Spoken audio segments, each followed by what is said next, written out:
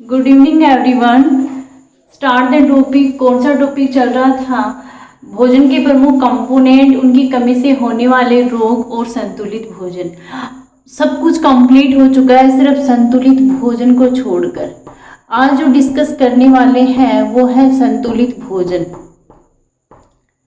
संतुलित भोजन को कहा जाता है बैलेंस डाइट। क्या कहा जाता है? बैलेंस डाइट, जिसे स्वस्थ आहार भी बोल सकते हो, हेल्दी डाइट भी बोल सकते हो।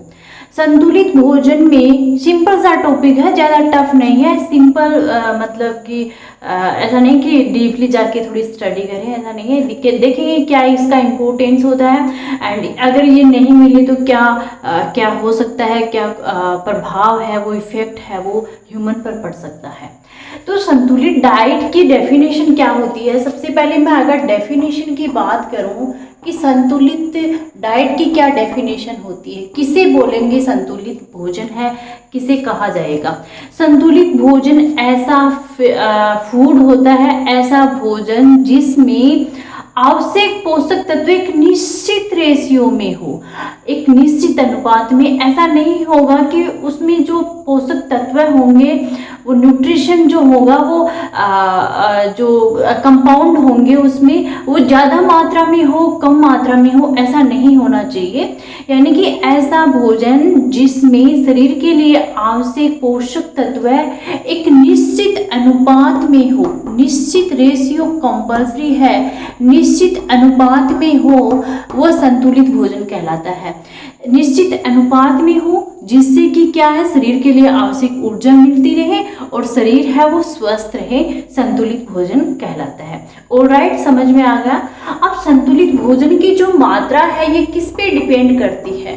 मात्रा का मतलब, मेरा कहने का मतलब ये है कि संतुलित भोजन कितना चाहिए होता है, कितना इसकी मात्रा होती है, कितनी ग्राम में ये चाहिए होता है, ये डिपेंड करता है। ये डिपेंड करता है, बोले मैम डिपेंड करता है, कुछ समझे नहीं। डिपेंड करता है कि आपकी एज क्या है, डिपेंड करता है कि आपका सेक्स क्या है, डिपेंड करता है कि आप क्या वर्क कर रहे हैं, क्या काम कर रहे हैं, डिपेंड करता है कि आप हेल्थी हो या फिर कोई डिजीज से आप ग्रसित हो। इन सब पे डिपेंड करता है, इन सब पे निर्भर करता है संतुलित भोजन की मात्रा। एज पे कैसे डिपेंड करेगा? एज पे डिपेंड करेगा, अगर बच्चा है तो बच्चे के लिए, चाइल्ड के लिए जो है वो अलग मात्रा में बैलेंस डाइट की ज़रूरत होती है।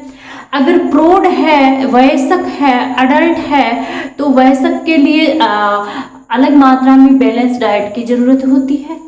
और अगर है प्रौढ़ तो प्रौढ़ के लिए अलग मात्रा में इसकी ज़रूरत होती है। देन अगर सेक्स की बात करूं, अगर पुरुष है या जिसे बोल सकते हो लड़का है, तो इसके लिए अलग मात्रा में इसकी ज़रूरत होती है। और अगर महिला है या फिर ऐसे बोल सकते हो लड़की है, तो इसके लिए, इनके लिए अलग अलग मात्रा में बैलेंस डाइट की ज़रूरत होती है। अगर मैं वर्क की बात करूं, बोले मैम वर्क पे कैसे? वर्क पे सिंपल सा है। फॉर एग्जाम्पल, आप दिन भर बैठे रहते हो तो आपको बहुत कम मात्रा में, कितने कम मात्रा में, जितना हार्ड वर्क कर रहे हो उससे कम मात्रा में, यानी ग्राम में आपको जो बैलेंस डाइट है उसकी ज़रूरत होती है। निश्चित रेशियो में, जो निश्चित अनुपात में जो पोषक तत्व होते हैं उनकी ज़रूरत होती है। फॉर एग्जाम्पल, अगर आप थोड़ा बहुत हल्का व्यायाम कर लेते हो दिन भर में, बाकी आप पढ़ते रहते हो, तो आपको कुछ अलग मात्रा में इसकी बैलेंस डाइट की ज़रूरत होती है। फॉर एग्जाम्पल, आप जैसे कि कठोर परिश्रम कर रहे हो, कठोर यानी हार्ड वर्क कर रहे हो।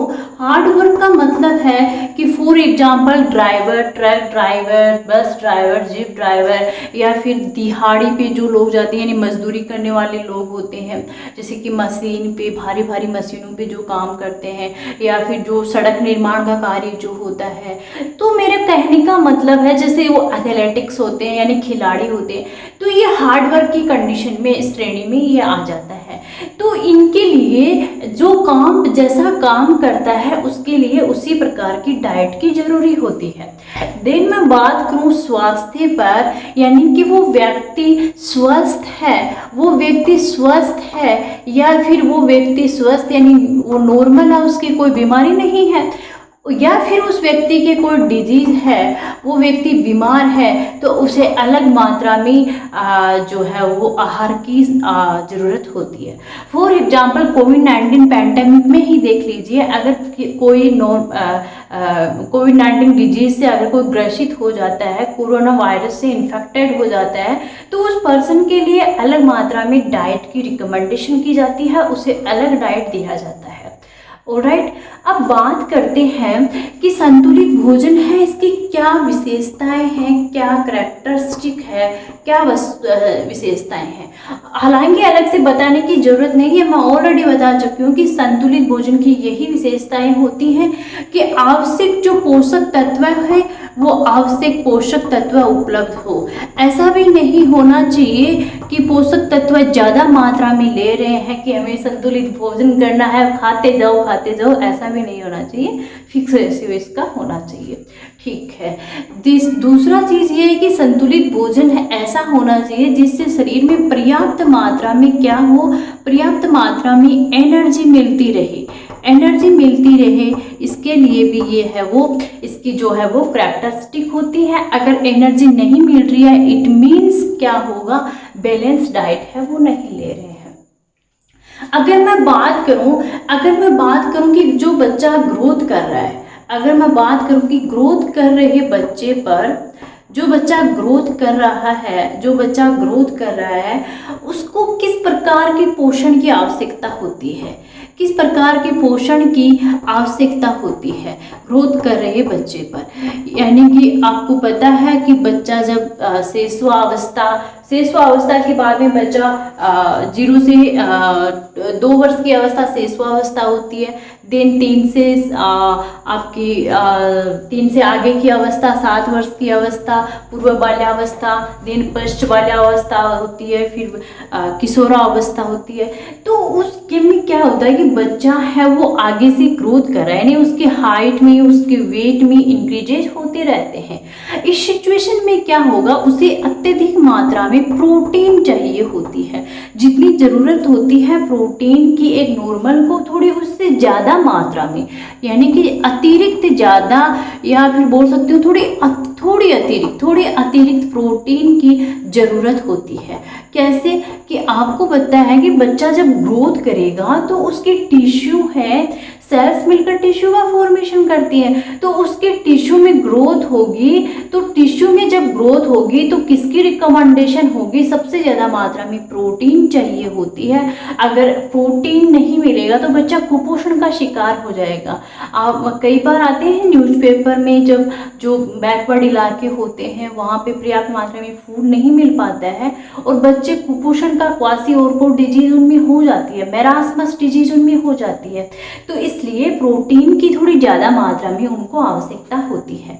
देन उन बच्चों में आवश्यकता होती है विटामिन डी की, फॉस्फोरस की, कैल्शियम की, इनकी रिकमेंडेशन उनमें ज़्यादा होती है।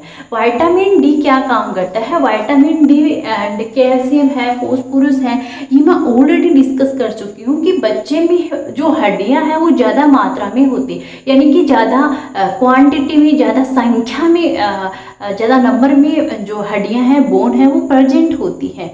देन जब वो आगे की फेज में जाता है या वो अडल्ट की ओर बढ़ता जाता है तो उसमें हड्डियाँ हैं वो जॉइंट होकर के कम होने लग जाती है। तो उन हड्डियों के, उन बोन के प्रॉपर विकास के लिए, उनकी प्रॉपर डेवलपमेंट के लिए विटामिन डी की है वो बहुत ज़्यादा आवश्यकता होती है, कैल्शियम की आवश्यकता होती है, फॉस्फोरस की अत्यधिक मात्रा में आवश्यकता होती है उन बच्चों में। एंड उन बच्चों में इसके अलावा विटामिन ए है, विटामिन सी है, इसकी भी जो है वो ज़रूरत होती है। ए विटामिन क्या काम करता है? ए विटामिन आपके जो विजुअल के लिए यानी देखने के लिए यानी आँखों के लिए फ़ायदेमंद होता है विटामिन ई।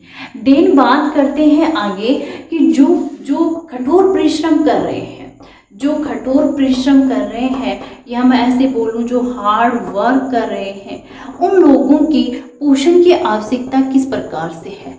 पोषण की आवश्यकता किस प्रकार से होती है? मैंने आपको बताया था कि कार्बोहाइड्रेट होता है, उससे एनर्जी मिलती है ज़्यादा मात्रा में। तो जो लोग कठोर परिश्रम कर रहे होते हैं उनको प्रोटीन की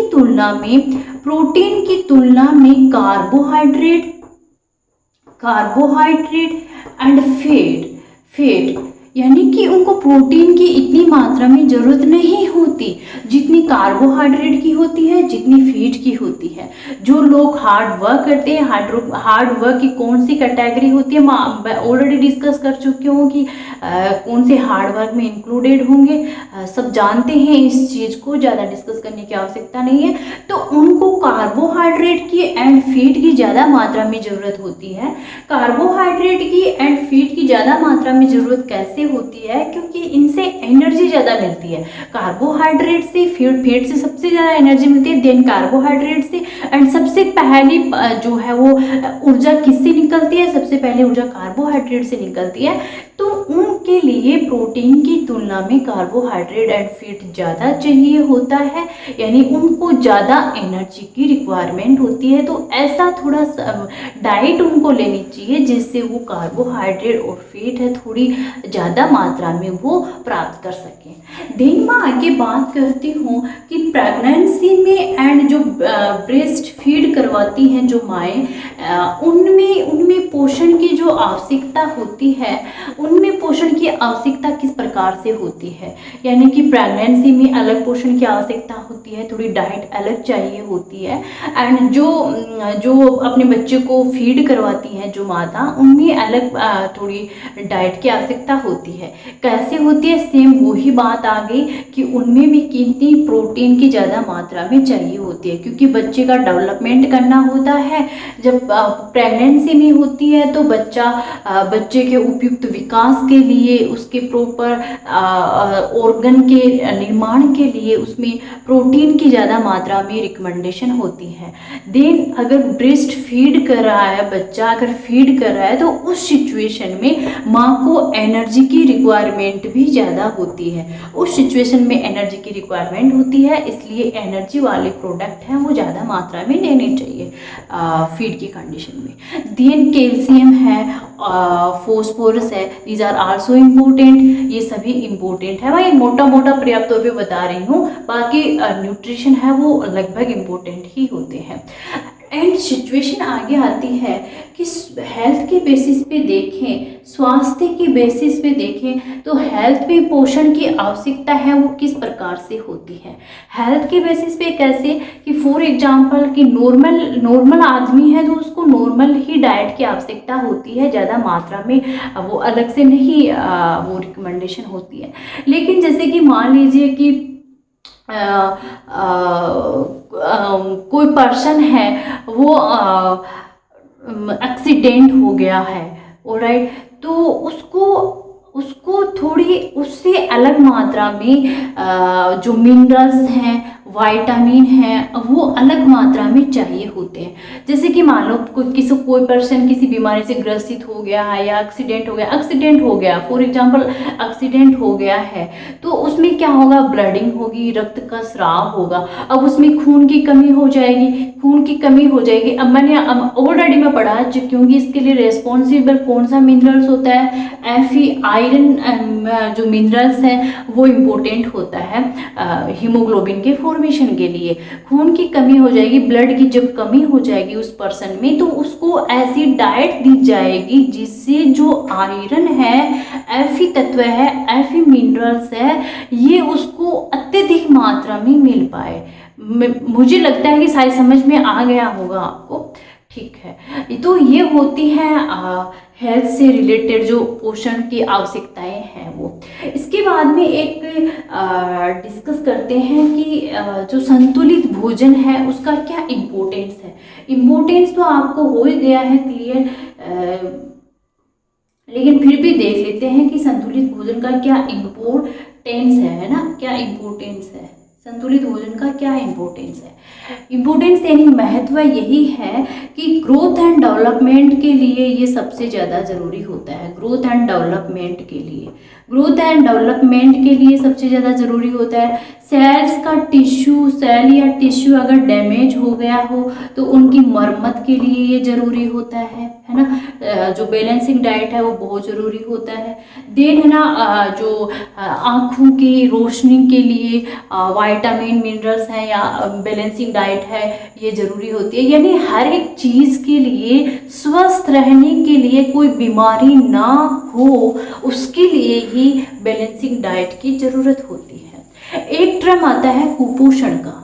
कुपोषण क्या होता है? कुपोषण बस यही है कि इसका उल्टा कर दो, बिल्कुल बैलेंस डाइट का उल्टा कर दो कि निश्चित अनुपात में, निश्चित रेशियो में पोषक तत्व नहीं मिल पाते हैं शरीर को, जिससे रोग ग्रसित हो जाते हैं, वो ही कुपोषण आता है।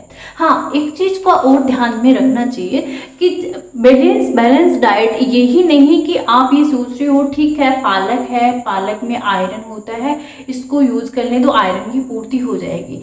एक ये चीज़ डिपेंड करती है, एक ये चीज़ भी डिपेंड करती है कि भोजन को पका किस रहे हैं, पकाने के मेथड पे ये डिपेंड करता है, पकाने के मेथड पर।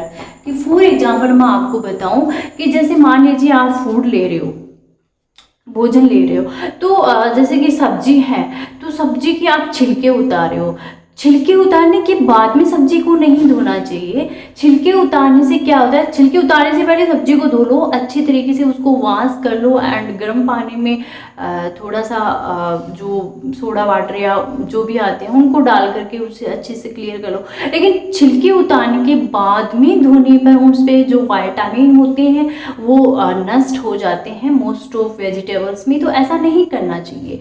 सेकेंड चीज़ ये है कि कई बार ये क्या होता है कि कई बार भोजन को या सब्जी को ज़्यादा पकाते हैं जिससे कि वो स्वादिष्ट भी लगे और डाइजेशन भी उसका अच्छे से हो जाए। लेकिन ऐसा करने से नुकसान ये होता है कि जो विटामिन सी होता है वो इजीली से नष्ट हो जाता है, यानी कि ज़्यादा मात्रा में अगर उसको हीट प्रदान कर रहे हो तो विटामिन सी डिस्ट्रॉय हो जाता है। तो इन छोटी छोटी चीज़ों का ध्यान रखना चाहिए ताकि वो जो है वो अच्छे से मिनरल्स, विटामिन ये सब प्रॉपर मिल सके।